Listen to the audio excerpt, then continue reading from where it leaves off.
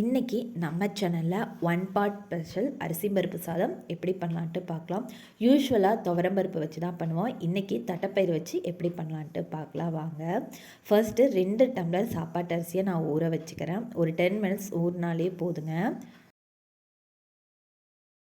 1 tumbler தட்டைப்பயிரை ஒரு 2 மணி நேரம் ஊற வச்சுருந்தேன். இதை குக்கரில் ஒரு 4 விசில் விட்டு எடுத்துக்கலாம். பாருங்கள், பருப்பு தனியாகவும் வேக வச்ச தண்ணி தனியாகவுமே எடுத்து வச்சுக்கிறேன். இதை நம்ம பின்னாடி யூஸ் பண்ணுவோம். அதுக்காக இப்போ எப்படி பண்ணலான்ட்டு பார்க்கலாம் வாங்க. அடுப்பில் ஒரு குக்கர் வச்சுக்கோங்க. குக்கர் நல்லா ஹீட் ஆனதுமே 2 குழிக்கரண்டி கடலை எண்ணெய் ஆட் பண்ணியிருக்கேன். எண்ணெய் சூடானதுமே கடுகு பொரிஞ்சதுமே ஒரு கட்டி பூண்டை தோல் உரித்து சேர்த்துக்கிறேன்.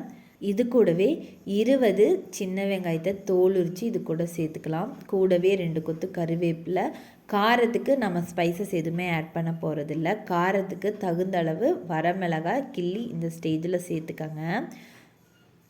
சின்ன வெங்காயம் ஓரளவு கண்ணாடி பதம் வந்ததுமே மீடியம் சைஸ் தக்காளியை 3 நல்லா பொடியாக கட் பண்ணி இந்த ஸ்டேஜில் நான் சேர்த்துக்கிறேன்.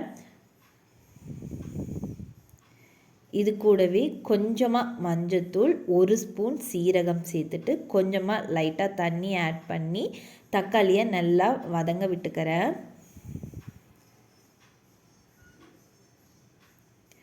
50% தக்காளி நல்லா வெந்ததுமே நம்ம தட்டைப்பயிறு வேக வச்சுருந்த தண்ணி 2 டம்ளர் இது கூட ஆட் பண்ணிவிட்டு மீதி 3 டம்ளர் தண்ணி நார்மல் வாட்டர் நம்ம ஆட் பண்ணிக்கலாம். இந்த ஸ்டேஜில் சாப்பாட்டுக்கு தேவையான அளவு உப்பு ஆட் பண்ணி நல்லா கலந்து விட்டுக்கோங்க. தண்ணி ஒரு கொதி வந்ததுமே நம்ம வேக வச்சுருந்த தட்டைப்பயிரை இந்த ஸ்டேஜில் சேர்த்துக்கலாம்.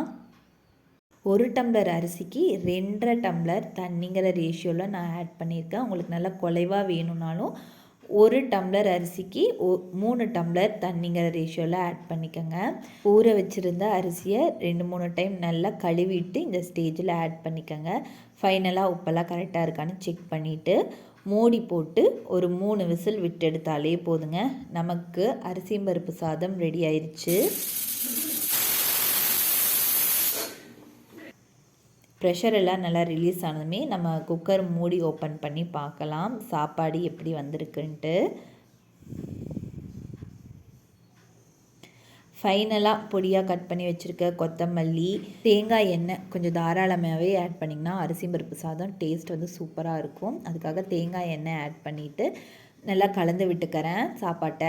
பிகினர்ஸ்க்கு இந்த ஒன் பார்ட் ரைஸ் ரொம்ப யூஸ்ஃபுல்லாக இருக்கும். தட்டைப்பயிறு வச்சு செஞ்சிங்கன்னா கண்ணை மூடிட்டு பண்ணலாம். டேஸ்ட் சூப்பராக இருக்கும்.